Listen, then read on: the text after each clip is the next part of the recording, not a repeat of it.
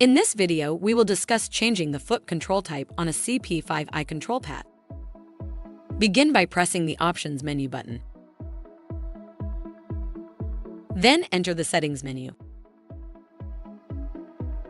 From there, select Equipment.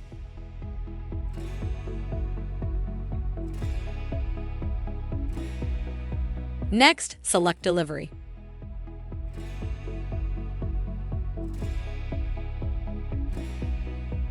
Scroll down to Delivery Setup.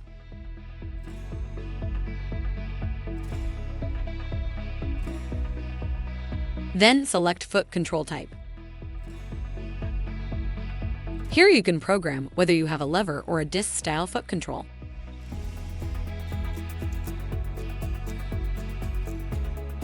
Press the chair icon to exit the menu and return to the main screen. If you have additional questions, please call customer service at 1-800-547-1883. A helpful A-dec associate is just an email or phone call away. That's one thing you can always count on.